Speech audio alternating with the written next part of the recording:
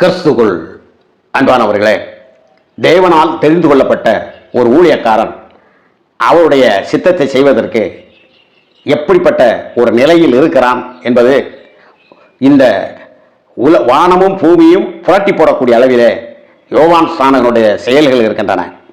பாருங்கள், எல்லாரும் சொன்னார்கள், இவர் தண்ணீரில் ஞானஸ்தானம் கொடுத்து பரிசுத்தப்படுத்திக் கொண்டிருக்கிறாரே, இவர் கிறிஸ்துவா என்று கேட்டார்கள் அவரிடத்தில். யோவான் ஸ்நானகன் அவரிடத்தில் கேட்கிறார்கள், நீ கிறிஸ்துவாயா என்று கேட்டார். ஆனால் யோவான் ஸ்நானகன் இந்த மக்களோடு அவன் வளரவில்லை. அவன் காட்டுக்குள் வளர்ந்து திடீரென மனம் திரும்புங்கள் என்று சொல்லி வருகிறார். ஆகவே நீ யார் என்ற கேள்வியை எழுப்புகிறார். அதற்கு அவன் சொல்லுகிறான், நான் கிறிஸ்துவல்ல. யோவான் எல்லாருக்கும் பிரயோத்தரமாக, நான் ஜலத்தினால் உங்களுக்கு ஞானஸ்தானம் கொடுக்கிறேன், என்னிலும் வல்லவர் ஒரு வருகிறார், அவருடைய பாதரட்சின் வாரை அவிழ்ப்பதற்கு நான் பாத்திரன் அல்ல, அவர் பரிசுத்த ஆவியினாலும் அக்கினியினாலும் உங்களுக்கு ஞானஸ்தானம் கொடுப்பார். பாருங்க, நான் கொடுக்கக்கூடியது ஒரு அடையாளமான ஒரு ஞானஸ்தானம். உண்மையான ஞானஸ்தானத்தை கொடுக்கக்கூடியவர் அவர் வந்து கொண்டிருக்கிறார் அப்படின்னு சொல்லி கர்த்தராகிய இயேசு கிறிஸ்துவை குறித்து அவர் சொல்கிறார்.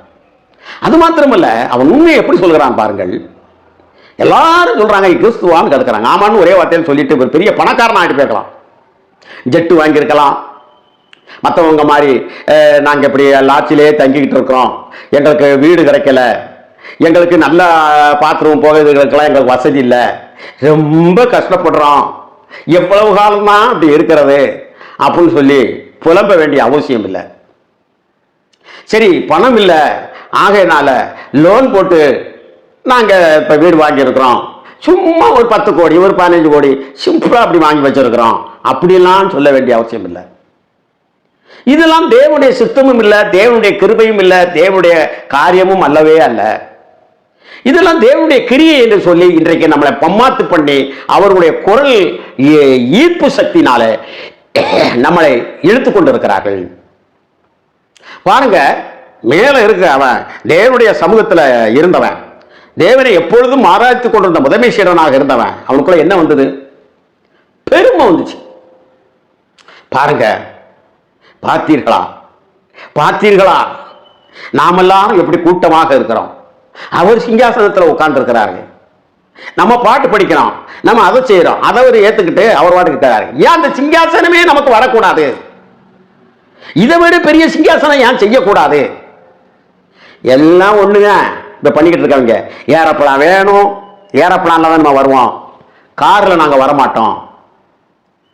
என்னமோ 490 லட்சக்கணக்கான ஊழியர் இருக்கிற மாதிரி இருந்தா அங்கிருந்து அவனவன அங்க ஊழியம் செய்ய சொல்ல. 10 சபை இருக்குன்னா 10 ஊழியக்காரன் ஒரு சபையில போறேன்.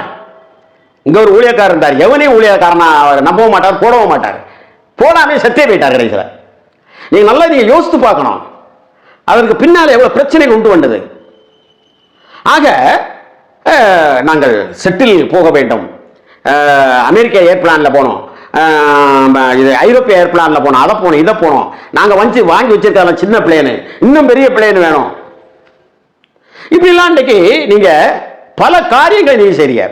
நான்லாம் சொல்றேன், ஒரு ஊழியக்காரர் வராரு, 1/2 மணி நேரம் லேட் ஆச்சுன்னா உடனே சபையை ஆரம்பிச்சு நடத்து, அப்புறம் அந்த மாரி நேரத்தில் தொடர்ந்து கொள்ளட்டும். ஏனென்றால் இத்தனை பேர் காத்து கொண்டு இருக்கிறான், அவன் எங்கெங்கெல்லாம் சொல்ல வேண்டியது இருக்கிறது, அவன் பிள்ளை விட்டுட்டு வந்திருக்கிறான், அவன் சிறு பிள்ளைகள் இருக்கிறார்கள், அவன் ஒரு குறிப்பிட்ட டயத்தில் போறனா அவனுக்கு கார் கிடைக்காது, பஸ் இருக்காது, ஆனால் நீ காரில் வந்து விடுகிறாய், இல்லை ஏதாவது ஒன்றில் வந்து விடுகிறாய், அல்லது சபை மக்கள் காணிக்கை கொடுத்து உன்னை ஏதாவது ஒன்றை தூக்கி அனுப்பி விடுகிறார்கள்.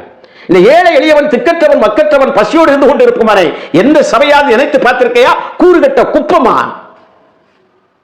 உப்மா கூட கிண்ட தெரியாத அளவில் இன்னைக்கு சபையில நிறைய பேர் உட்கார்ந்துட்டு இருக்காங்க. உப்மானா நான் என்ன சொல்றேன் அப்படின்னா, சரியா மாவு போட்டு அதுல எண்ணெய் போட்டு ஊத்தி சரியா கிண்டி சாப்பிடக்கூடிய அளவுல, வேத வசனத்தை தியானிக்கக்கூடிய அளவுல இல்லை அப்படிங்கிறேன். யார் வேணாலும் எந்த சபை வேணாலும் எடுத்துக்கோங்க, யாரை வேணா பேசுறோம் எடுத்துக்கோங்க, உண்மையை சொல்ல உரத்த சத்தத்தோடு சொல்லுகிறேன், உயிர் போனாலும் சொல்லுவேன். பிரியமானவர்களே, ஆக நல்லா நீங்க யோசித்து பாருங்க, சிந்திச்சு பாருங்க.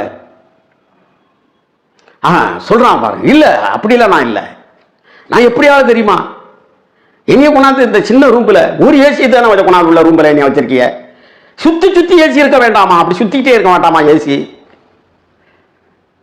நான் நினைச்ச உடனே பாத்ரூமுக்கு டாய்லெட் ரூமுக்கு அந்த கட்டில் தன்னால தளர்ந்து வாண்டாமா, அப்போ நீ சப்பானியாத்தான் வச்சிருக்கணும்.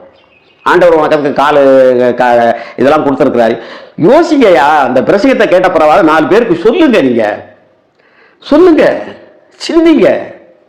கத்து கொடுத்துருக்கிற பலத்தில் கத்துனா அப்படி கீழே வந்தோம்னா சுகர் வராது, அது வராது, நல்லா இருக்கும்.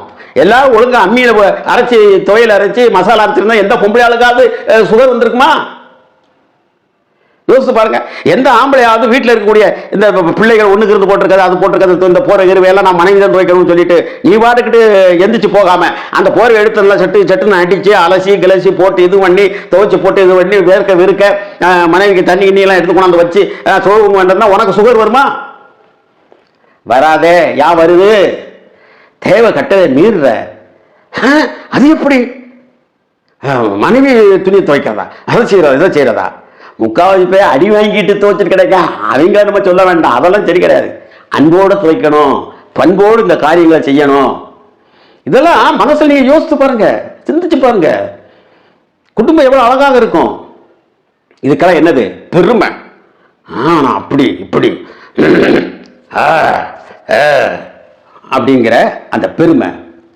இங்க உங்களை சொல்றாயா, நீ கிறிஸ்துவாயா, அவரையும் கொடுக்கணும், உன்னை பார்த்தா அப்படியே தெரியுது அப்படிங்கிறதுக்கு சொல்லாரு. அந்த கிறிஸ்துவனுடைய பாதரட்சையில் இருக்கக்கூடிய வாரை அவிழ்ப்பதற்கு பாத்திரம் நான் அல்ல, பாத்திரம் அல்ல. அந்த வாரை கூட நான் அவிழ்க்க முடியாதியா, அதுக்கு கூட ஒரு தகுதி வேணும். அவ்வளவு மேன்மையானவர் வாராரு, அவரை பிடிச்சி சொல்லவே, அவர் பெருகவும் நான் சிறுகவும். இன்னைக்கு அவர் பேசப்பட்டு கொண்டு இருக்காரா? யோவான் ஒரு ஆள் செருப்பு வாசலை கிடந்துச்சு, ஐயோ செருப்பு போட்டு விட்டேன், அதை கொஞ்சம் எடுத்து கொடுங்கன்னு சொன்னோன்னே இவன் இந்த 2 காலத்தை அப்படி அப்படி இடுக்கி தூக்கி போட்டா பாருங்க, மேலே போய் பட்டுருச்சு. இதெல்லாம் நான் என்ன சொல்கிறேன் அப்படின்னா, செருப்புல இருந்து தான் தாழ்ந்து வரேன். என் மகனுக்கெல்லாம் அப்படி தான் கற்றுக் கொடுத்தேன். இப்போ கொஞ்சம் அப்படி இப்படி பெருமையோடு இருக்கான், கொஞ்சம் அவனுக்கு வந்துடு. சில இதில் பரவ நல்லா இருக்கான், சில சமயத்தில் கோவப்பட்டோம்னா பெருமை மாதிரி வந்துடும் அப்படின்ட்டுவான். ஆனால் அவனுக்கு கற்றுக் கொடுத்தது வருமா, சபைக்கு வருவாங்க இல்லையா, அங்கே சபை சின்ன சபை தானே, செருப்பெல்லாம் அந்த ஓரத்தில் எடுக்க, ஆண்கள் செருப்பை பெண்கள் செருப்பு எந்த ஓரத்தில், அவன் எப்படா ஞாயிற்றுக்கிழமை வரும் செருப்பு எடுக்கலாம்னு பார்த்துட்டு இருப்பான். ஐயா, நான் என்ன சொல்ல வரேன்னா, இவ்வளவு பெரிய மகத்துவம் உள்ள ஒரு மனிதன், தேவனால் சொன்னார், சிறிலிடத்தில் பிறந்தவை இவரை போல பெரியவன் இல்லை என்று சொல்லப்பட்ட அப்படி சாட்சி பெற்றவன் பாதரட்சை வாரை கூட அழுப்பதில்லை என்று சொன்ன இந்த நாளில் நீங்க என்ன தாழ்மையை கற்றுக்கொள்கிறீர்கள்? கற்றுக்கொள்ளலாம் இல்லையா? இதெல்லாம் கற்றுக்கொள்ளுங்க, செய்தியை கேட்டு மற்றவர்களுக்கு சொல்லுங்க. கர்த்தர் நம்மை ஆசீர்வதிப்பாராக. ஆமென், ஆமென்.